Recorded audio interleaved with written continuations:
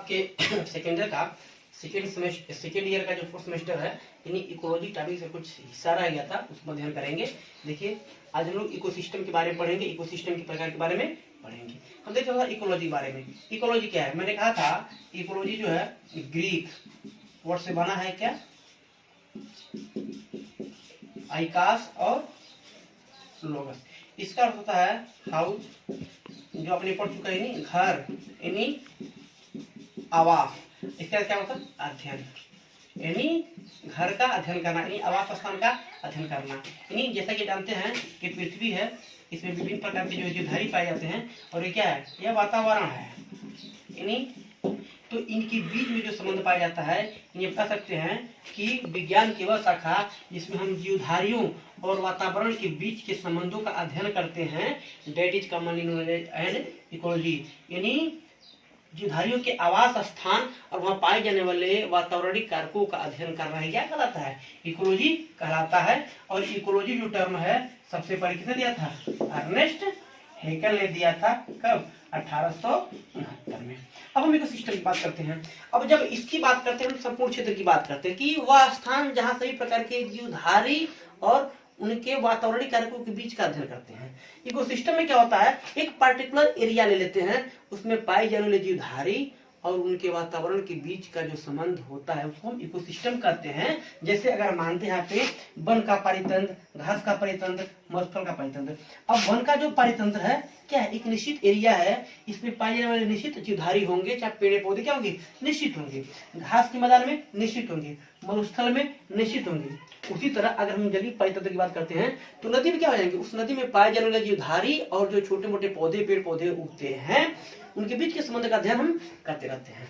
Ecosystem को दिया था कौन, 1965 में एजी टांसले ने। इसको बता चुके हैं, इसको आप लोग याद कर लीजिएगा, एग्जाम में हमेशा पूछा जाता है। अब हम पढ़ेंगे क्या, टाइप्स ऑफ इकोसिस्टम। तो इकोसिस्टम आप समझ गए कि किसी निश्चित स्थान पे पाए जाने वाले जीवधारियों और उनके वातावरणिक कारकों के बीच के संबंध या उनके बीच जो एक सिस्टम का निर्माण होता है उसे हम क्या कहते हैं, इकोसिस्टम कहते हैं। अब इकोसिस्टम क्या होता है, इकोसिस्टम जो है प्रकार, ये दो प्रकार का होता है। एक होता है प्राकृतिक परितंत्र, एक होता है मानव निर्मित। जैसा कि नाम से ही आप देख सकते हैं, प्राकृतिक परितंत्र, नेचुरल इकोसिस्टम, यानी वह परितंत्र जो स्वयं प्रकृति के द्वारा बनाया जाता है उसे हम क्या कहते हैं, प्राकृतिक परितंत्र। और सेकंड होता है मानव मेड परितंत्र, यानी वह प्रकृति जो मानव अपनी आवश्यकताओं की पूर्ति के लिए जिस परितंत्र का निर्माण करता है उसी परितंत्र को मानव मेड या मानव निर्मित परितंत्र कहते हैं। पुनः आगे चल करके इस प्राकृतिक परितंत्र को हम पुनः दो भागों में बांटते हैं। एक को कहते हैं स्थलीय परितंत्र, दूसरे को क्या कहते हैं, जलीय परितंत्र। अब स्थलीय परितंत्र क्या है कि असल में क्या, स्थल मैदानी भाग, यानी स्थल, इस पृथ्वी पर यानी स्थल पर बनने वाले परितंत्र को हम क्या कहते हैं, टेरेस्ट्रियल इकोसिस्टम या स्थलीय परितंत्र। लेकिन वही जलीय परितंत्र, यदि हम जलीय परितंत्र की बात करते हैं तो यानी जल में बनने वाले परितंत्र को हम कहते हैं जलीय परितंत्र। अब पुनः हम स्थलीय परितंत्र की बात करते हैं। अब स्थल में कौन कौन परितंत्र बनता है, उसमें आता है क्या है, वन आता है, वन का परितंत्र, वन में बने हुए परितंत्र, घास का टुंड्रा आता है। जल में कौन आता है, दो, एक होता है स्वच्छ जलीय, यानी जिसमें लवण नहीं पाया जाता है, यानी ऐसा परितंत्र जो स्वच्छ जल में पाया जाता है उसे हम कहते हैं स्वच्छ जलीय परितंत्र, जिसका एग्जाम्पल आप देख सकते हैं, नदी है, तालाब है, झील है। सेकेंड क्या होता है, सागरी यानी समुद्री परितंत्र, यानी वह परितंत्र जो समुद्र में बनता है या लवणीय भाग में, समुद्र लवणीय भाग कह सकते हैं कि जहाँ लवण पाया जाता है जिस पानी में वहां पे बनता है, उसे हम कहते हैं सागरी या सागरी परितंत्र या लवणीय परितंत्र। अब हम आ जाएंगे मानव निर्मित। अब मानव निर्मित किसे कहेंगे, चलो कमेंट में कीजिए, तो कमेंट में आइए, इतना समझ में आया कि नहीं आया, आ गया, इसको रफ कर दें, ओके। तो आपने भी देखा कि इकोसिस्टम यानी परितंत्र को दो भागों में बांटा गया था, एक प्राकृतिक परितंत्र, एक मानव निर्मित परितंत्र। तो आपने प्राकृतिक को देख लिया, यानी जो प्राकृतिक के द्वारा इकोसिस्टम बनाया जाता है उसमें प्राकृतिक कहते हैं। अब यह है मानव मेड। मानव जो है, मानव ऐसा प्राणी है कि अपनी आवश्यकताओं की पूर्ति के लिए भी क्या करता है, डिफरेंट प्रकार के इकोसिस्टम का निर्माण करता है। इसमें देखते क्या है, कृषि पारितंत्र इन एग्रीकल्चर से रिलेटेड, यानी कृषि की पैदावार को बढ़ावा देने के लिए या इनके इकोसिस्टम को बनाए रखने के लिए क्या करता है, कृषि पारितंत्र बना देता है। नगरीय पारितंत्र, वृक्षारोपण पारितंत्र, ग्रामीण पारितंत्र, बांध, जलाशय, प्रयोगशाला। तो इस प्रकार देख सकते हैं कि इकोसिस्टम क्या होता है, किसी निश्चित क्षेत्र पे या आवास स्थान पे पाए जाने वाले जीवधारी और उनके वातावरण के बीच जब हम अध्ययन करते हैं, उनके आवास स्थान का अध्ययन करते हैं, तो इस प्रकार के पारितंत्र को कहते हैं इकोसिस्टम।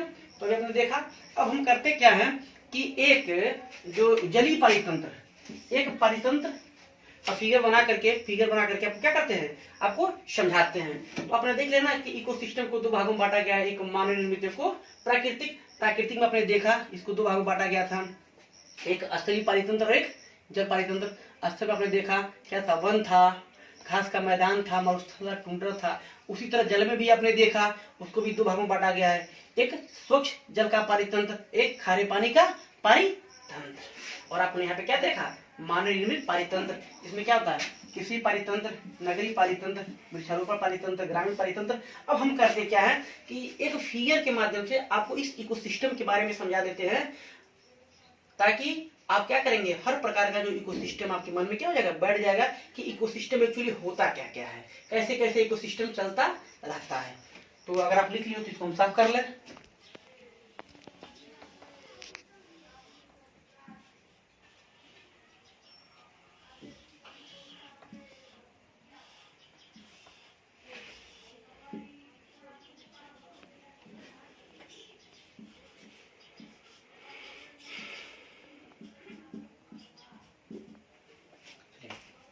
तो हम जो है एक जलीय पारितंत्र का एग्जाम्पल लेकर के आपको समझा दे रहे हैं कि क्या होता है इकोसिस्टम। अब सपोज कीजिए आपने पढ़ा है इकोसिस्टम के बारे में, आपने पढ़ा कि इकोसिस्टम क्या होता है, दो कंपोनेंटों से मिलकर के बना होता है।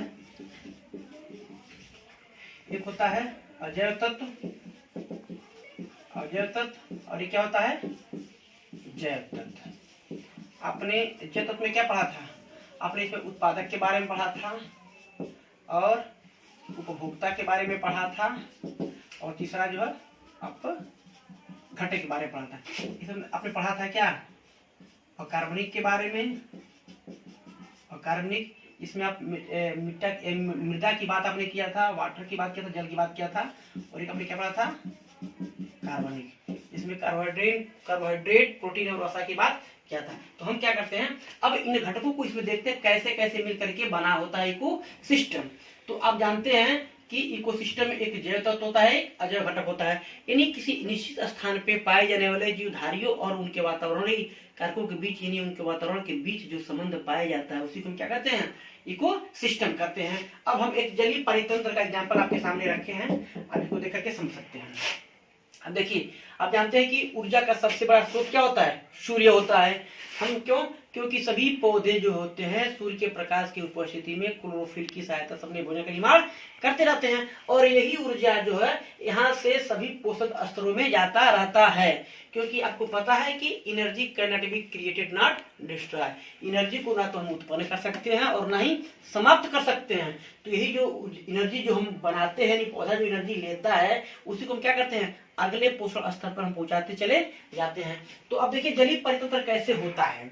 एक्चुअली होता क्या है कि इसमें जो होते हैं, सूर्य का प्रकाश होता है, इसको जो पादप प्लवक होते हैं, जो जिन्हें हम फाइटोप्लैंक्टन कहते हैं या जिन्हें आप उत्पादक कहते हैं, जिसको उत्पादक कह सकते हैं, तो ये जो उत्पादक हैं ये क्या करते हैं, सूर्य की प्रकाश की उपस्थिति में अपना भोजन बनाते हैं, यानी भोजन का निर्माण करते रहते हैं। तो ये जो छोटे छोटे आपको फाइटोप्लैंक्टन दिख रहे हैं, इसको क्या कह सकते हैं, यानी अगर इसका हम नाम देते हैं, इसको हम अगर बी कर दें, अगर बी कर दें तो इस बी को क्या कहेंगे, ये कहलाएंगे फाइटोप्लैंक्टन। और यहाँ पे किसका काम कर रहा है, यहाँ पे उत्पादक का काम कर रहा है। क्या कर रहा है, उत्पादक का काम कर रहा है। यानी सूर्य की प्रकाश से इसीलिए क्या कर रहा है, सूर्य से उष्मा लेकर के, ऊर्जा लेकर के और भोजन बना रहा है। अब देखिए एक्चुअली क्या होता है कि आप इकोसिस्टम में पढ़े हैं कि अब इन उत्पादों का उपयोग कौन करता है, तो इन उत्पादों का उपयोग करता है कंज्यूमर। कंज्यूमर में भी कौन, पहले प्राइमरी कंज्यूमर। यानी प्राथमिक उपभोक्ता। तो इन फाइटोप्लैंक्टन को जो है, ये जो जू प्लैंक्टन आपने देखा है, जो प्राइमरी कंज्यूमर है, इनको आप प्राइमरी कंज्यूमर भी कह सकते हैं, प्राइमरी कंज्यूमर भी आप कर सकते हैं। तो अगर इसको हम सी से दिखा दें तो ये क्या कहलाएंगे, ये हैं जू प्लैंक्टन्स, यानी यहाँ पे प्राथमिक उत्पादक का काम कर रहे हैं।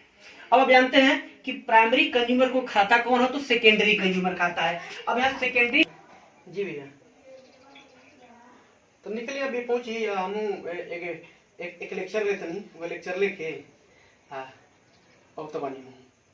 देखा उत्पादक रूप में क्या है, फाइटोप्लैंक्टन हैं, इनको प्राइमरी कंज्यूमर में कौन लेता है, जू प्लैंक्टन लेते हैं। अब इनको कौन खाता है, तो छोटी छोटी मछलियां हैं, इनको आप, इन छोटी मछलियों को आप सेकेंडरी कंज्यूमर भी कह सकते हैं, यानी द्वितीय प्रकार के उपभोक्ता भी ने कह सकते हैं।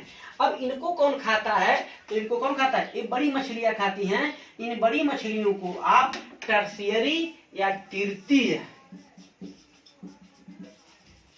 कंज्यूमर या तृतीय उपभोक्ता भी आप कह सकते हैं। बिल्कुल ध्यान से देखिएगा, सूर्य प्रकाश किसने लिया, तो फाइटोप्लैंक्टन ले लिया, फाइटोप्लैंक्टन ने लिया, यानी पादप प्लवक ने लिया, जो यहाँ पे उत्पादक का काम कर रहा है। इसको कौन खाया, तो इसको जू प्लैंक्टन ने खाया, यानी प्राथमिक उपभोक्ता ने खाया। उसको कौन खाया, तो छोटी मछली ने खाया, जो यहाँ पे द्वितीय उपभोक्ता का काम कर रहा है। और उनको कौन खाया, तो बड़ी मछली ने खाया, जो यहाँ पे तृतीय उपभोक्ता या सर्वाहारी की हम बात कर सकते हैं। अब देखिए, अब जानते हैं कि प्रत्येक व्यक्ति का एक निश्चित जीवन काल अवधि होती है, उस पर उसको मर जाता है। तो एक्चुअली होता क्या है कि अब अंत में देखते हैं यहाँ क्या है, ये अपघटक हैं, जिसे हम डिकम्पोजर कह सकते हैं। ये डिकम्पोजर क्या करते हैं, इनके मृत शरीर को खा करके, यानी पुनः इनको क्या करते हैं, अब वातावरण में रिलीज कर सकते हैं, यानी इन अकार्बनिक में बदल करके इसको क्या करते हैं, पुनः वायुमंडल में बदल देते हैं। तो आप एक तरह से देख रहे हैं कि इस इकोसिस्टम के माध्यम से एनर्जी यहाँ से चला, और एनर्जी यहाँ से चलते यहाँ से होते होते होते होते होते होते क्या हो गया, पुनः वायुमंडल में चला गया। तो आप जानते हैं कि ऊर्जा का कभी क्षरण नहीं होता है। तो इस इकोसिस्टम की बात करते हैं। अब आपने देख लिया इस जलीय परितंत्र के माध्यम से, यानी जलीय इकोसिस्टम के माध्यम से आपने देख लिया कि किस तरह से एबायोटिक फैक्टर और बायोटिक फैक्टर के बीच में रिलेशन चलता रहता है। ठीक है, इसलिए कहते हैं कि परितंत्र क्या है, एक निश्चित स्थान पे पाए जाने वाले ये जितने प्रकार के जीवधारी हैं और इनका जो इन्वायरमेंट है, जो वातावरणीय कारक है, इनके बीच में जो संबंध पाया जाता है उसी को क्या कहते हैं, इकोसिस्टम कह सकते हैं। अब इसको देख करके बता सकते हैं, ठीक है, कि यह जलीय परितंत्र में इकोसिस्टम कैसे कैसे बना है। चलिए एक बार और हम रिवीजन कर देते हैं। यहाँ पे देखिए, सूर्य के प्रकाश को लिया, सूर्य के प्रकाश, वायु और पृथ्वी से क्या है, जल को लेकर के इस पादप प्लवक ने क्या किया, अपना भोजन बनाया, यानी यहाँ पे उत्पादक का काम किया। ठीक है, उत्पादक का काम किया। इस उत्पादक को पुनः जू प्लैंक्टन जो छोटे मोटे जो होते हैं खाते हैं, जो यहाँ पे उपभोक्ता का, यानी कौन उपभोक्ता, प्राथमिक उपभोक्ता का काम किया।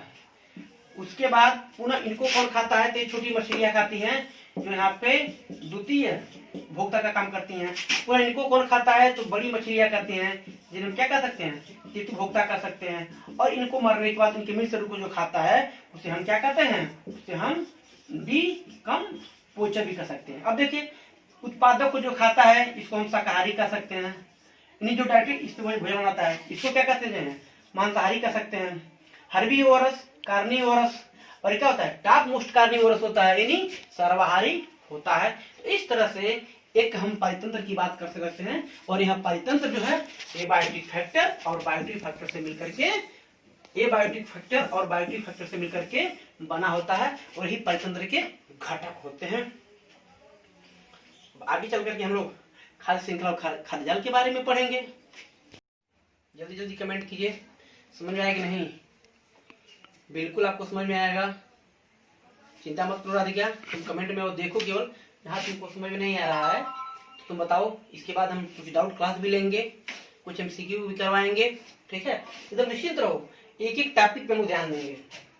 अब देखो, ये प्रोजेक्ट तुमने पढ़ लिया, इकोसिस्टम में मैंने तुमको क्या है, एक जलीय परितंत्र का फिगर बना कर तुमको समझाया था। अब क्या है, खाद्य श्रृंखला कहते हैं, खाद्य जाल कहते हैं। अब खाद्य श्रृंखला समझो क्या होता है, खाद्य श्रृंखला विभिन्न प्रकार के जीवधारियों का एक वह क्रम होता है जिसमें सारे जीवधारी क्या होते हैं, एक दूसरे से रिलेटिव होते हैं ऊर्जा के स्थानांतरण के लिए। यानी इसमें क्या होता है, ऊर्जा का स्थानांतरण होता है। जैसे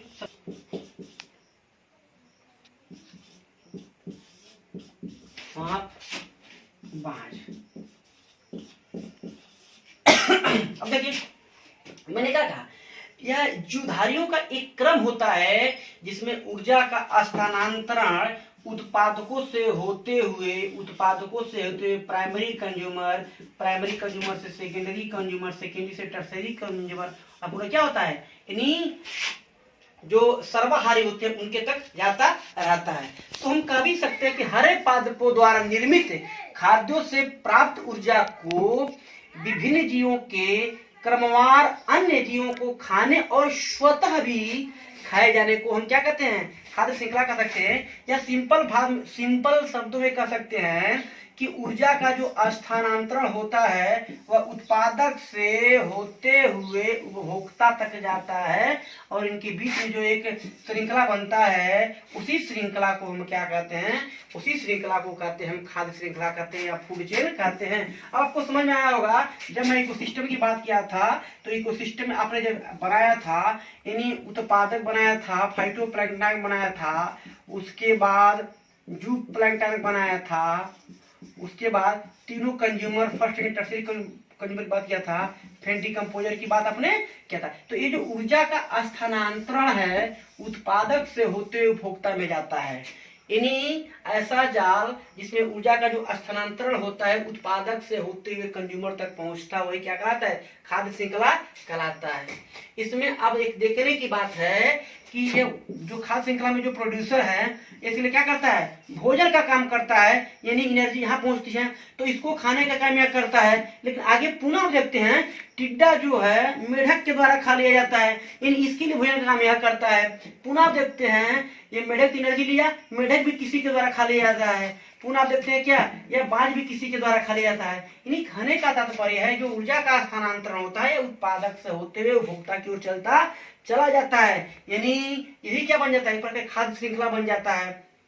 इसी श्रृंखला को हम क्या कहते हैं, खाद्य श्रृंखला कहते हैं या इसी को हम फूड चेन कहते हैं। अर्थात प्रत्येक जीव का किसी अन्य जीव द्वारा भक्षण किया जाता है या दूसरे का भोजन बनना जीवों का या दूसरे को खाने के जो अनुक्रमण है, ये अनुक्रमण यानी एक जो खाद्य श्रृंखला है, यही श्रृंखला क्या कहलाती है, खाद्य श्रृंखला कहला सकती है।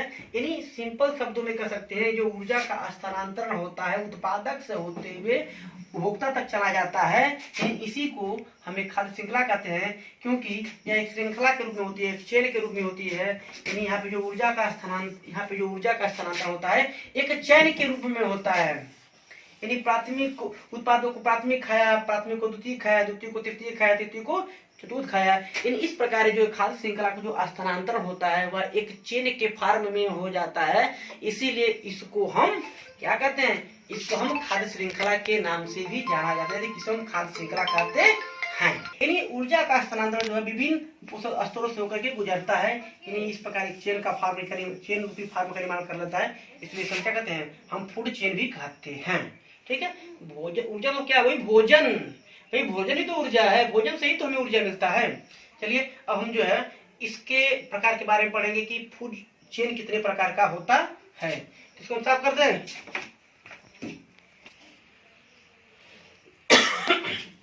खाद्य श्रृंखला आपने पढ़ा क्या, इसमें जो है खाद्य श्रृंखला में भोजन का स्थानांतरण जो होता है उत्पादक से होते हुए कहाँ पहुंचता है, ये जो सर्वाहारी जो होते हैं यानी इनके बीच में क्या होता है, एक चेन बन जाता है, यानी खाद्य चेन बन जाता है, खाद्य श्रृंखला बन जाता है। इसे क्या कहते हैं, फूड चेन कहते हैं। अब प्रकार, इसको जो है दो प्रकार में डिवाइड किया गया, दो प्रकार में बांटा गया, दो भागों में बांटा गया है। पहले को हम कहते हैं चारण खाद्य श्रृंखला यानी ग्रेजिंग फूड चेन, और हम सेकेंड को कहते हैं अपर्दन खाद्य श्रृंखला। ठीक है, अब देखेंगे हम कि चारण खाद्य श्रृंखला किसे कहते हैं। तो चारण खाद्य श्रृंखला वे श्रृंखलाएं हैं जो पौधों से प्रारंभ होकर के, यानी जो उत्पादक से प्रारंभ होकर के और कहा सर्वहारी जीव की तरफ, यहाँ से तैयार होकर के और सर्वहारी जीव की तरफ बढ़ते हैं, ऐसे श्रृंखला को हम क्या कहते हैं? चारण खाद्य श्रृंखला कहते हैं या ग्रेजिंग कहते हैं। अब चरना एक शब्द सुनते होंगे, उसमें क्या होता है? आप देखते होंगे घास, घास को कौन खाता है? टिड्डा खाता है। या घास को कौन खाती है? बकरी खाता है। घास को टिड्डा खाया, टिड्डा को मेढक खाया, मेढक को सांप खाया, सांप को माछ खाया। यानी ग्रेजिंग में चरना, आप जानते होंगे ना कि गाँव में एक शब्द होता है कि चरने जा रही है, यानी वही ग्रेजिंग है, वही कहते हैं ग्रेजिंग फूड चेन है। यानी चरने के माध्यम से, यानी आपको इनको मैंने, इनको इन्होंने लिया, इनको इन्होंने लिया, इन्होंने खाया, इनको इन्होंने खाया, इसीलिए इसे ग्रेजिंग फूड चेन या चारण खाद्य श्रृंखला के नाम से हम जानते हैं। यानी घास को टिड्डा ने खाया, टिड्डा को मेढक ने खाया, मेढक को सांप ने खाया, सांप को बाज ने खाया। यानी हम कह सकते हैं इसमें कि वे श्रृंखलाएं जो पौधों से प्रारंभ होकर के शाकाहारी मांसाहारी जीव की ओर अग्रसर होती है। इस तरह के श्रृंखला को हम क्या कहते हैं? तो चारण खाद्य श्रृंखला कहते हैं। ध्यान से समझिएगा, बहुत इंपॉर्टेंट होता है, हमेशा एग्जाम में आता रहता है। एग्जाम्पल में आप इसको ले सकते हैं, जैसे घास है, घास को किसने खाया? तो टिड्डा ने खाया। टिड्डा को किसने खाया? तो मेढक ने खाया। मेढक को किसने खाया? सांप ने खाया। सांप किसने खाया? बाज ने खाया। आप देख सकते हैं यह जो इकोसिस्टम जाल की बात करते रहते सेम यही से है। इनको किसने खाया? टिड्डा ने खा लिया। टिड्डा किसने खा लिया? मेढक ने खा लिया। मेढक किसने खा लिया? सांप ने खा लिया। सांप किसने खा लिया? इन्हीं कहने का तात्पर्य है यह घास जो है सूर्य के प्रकाश की उपस्थिति में क्या करता है? अपना भोजन बनाया, और इस भोजन को किसने खा लिया? टिड्डा ने खा लिया और पुनः एनर्जी इसके अंदर आ गई। इस भोजन को टिड्डा किसका भोजन बन गया? मेढक का भोजन बन गया। यानी यह जो एनर्जी यहाँ से चली थी यहाँ चली आई, यानी इसके अंदर से होते हुए पुनः यहाँ से यहाँ या पुनः यहाँ से यहाँ। मैंने बताया भी था ना, जो 10% लिंडमान ने दिया, 10% का जो नियम है लिंडमान ने दिया था, यही तो इसको कर रहा है। यहाँ की एनर्जी यहाँ गई, यहाँ की एनर्जी यहाँ गई, यहाँ की एनर्जी यहाँ गई, यहाँ की एनर्जी यहाँ गई, यहाँ की एनर्जी यहाँ गई। यानी भोजन के बीच, यानी जो भोजन यहाँ था अब यहाँ चला आया, इनके बीच में जाल बन जाता है। यानी जब हम चारण के माध्यम से कोई जाल बनाते हैं, यानी उसी को कहते हैं ग्रेजिंग फूड चेन। अब सेकेंड आ जाएंगे। सेकेंड को हम क्या कहते हैं? अपर्दन खाद्य श्रृंखला।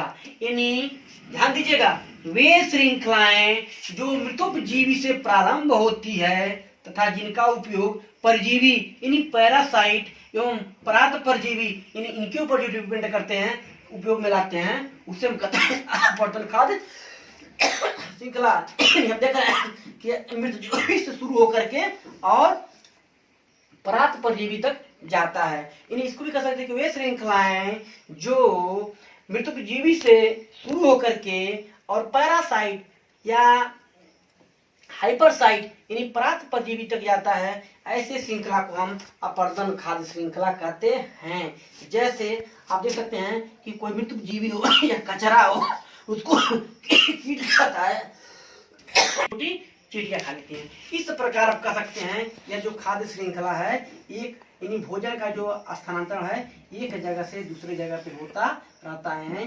इसी प्रकार भोजन का एक जगह से दूसरे जगह पे जाते वक्त एक चैन का फॉर्मेशन हो जाता है, और इसी चैन के फॉर्मेशन को हम खाद्य श्रृंखला या फूड चेन के नाम से जानते हैं। अब एक और टर्म है, मैंने लिखा भी था, फूड वेब यानी खाद्य जाल। अब हम इसको देख लेते हैं, फूड वेब को इसी लगे आप तो देख लेते हैं। अगर आपने इसको लिख लिया तो मैं इसको रब कर दूं। ओके, कमेंट में आइए। ओके श्वेता, बिल्कुल चिंता मत करो, एकदम समझाया जाएगा जितने भी टॉपिक्स हैं। हाँ, इसके बाद हम जो आपने जो अगला टॉपिक उसको भी समझाऊंगा मैं। इसका जो शेष भाग रह जा रहा उसको छोड़ूंगा नहीं, ठीक है। अपने थर्मोडायनामिक लॉ की बात किया, उसको भी समझाएंगे। उष्मागतिकी नियम के बारे में भी हम बताएंगे, लेकिन पहले आप एक सिस्टम से तो देख लीजिए। तो आपने क्या पढ़ा? खाद्य श्रृंखला पढ़ा, अभी मैं खाद्य जाल पढ़ाऊंगा। इसके बाद जो है ऊर्जा का पिरामिड, बड़ी एक इंपॉर्टेंट टॉपिक है, आता है उसको पढ़ाएंगे। तो तब हम इसको साफ कर देते हैं और इसके बाद हम खाद्य श्रृंखला को देख ले, अब खाद्य जाल को देख लेते हैं। इन्हीं एक्चुअली होता क्या है कि जो फाइटोप्लैंक्टन्स होते हैं, जो पादप प्लवक होते हैं, उनको कौन खाता है? उनको भोजन के रूप में लेता है कौन? जूप्लैंक्टन, यानी भोजन के रूप में मरगर है लेता है कौन? यानी प्राणी लोग लेता है। इनको कौन लेता है? छोटी मछली। इनको कौन करता है? बड़ी मछली। यानी कहने का मतलब जो भोजन है यहाँ से यहाँ गया और यहाँ से यहाँ गया और यहाँ से यहाँ गया, यानी यहाँ से यहाँ तक पहुंचने के बीच में अनेक प्रकार का जो क्या है एक चेन बन गया है। इसी चेन को हम क्या कहते हैं? हम खाद्य श्रृंखला कहते हैं। अब खाद्य जाल क्या होता है? अब देखेंगे क्या कि जो खाद्य श्रृंखला में जो है ऊर्जा का, जो भोजन का स्थानांतरण है, जो ऊर्जा का स्थानांतरण है, सीधे क्या है? एक रेखीय अवस्था में हो रहा है। यहाँ से यहाँ गया और यहाँ से यहाँ आया और यहाँ से यहाँ आ रहा है, यहाँ से यहाँ आया। बिल्कुल ध्यान से समझिएगा, इस खाद्य श्रृंखला में जो एनर्जी का स्थानांतरण है, जो भोजन का स्थानांतरण है, देखिए एक सीधा रेखा में जा रहा है। कैसे कि फाइटोप्लैंक्टन को जूप्लैंक्टन खाया, इसको छोटी मछली खाई, इसको बड़ी मछली खाई, है कि नहीं है? यानी एक सीधी रेखा में जाता है। लेकिन हम बात करते रहते हैं कि किसी एक स्थान पे, यानी एक इकोसिस्टम की बात करते हैं, तो इस एक इकोसिस्टम में अनेक प्रकार की खाद्य श्रृंखलाएं बनती हैं। जैसे एग्जाम्पल में यहाँ देख सकते हैं आप, ठीक है?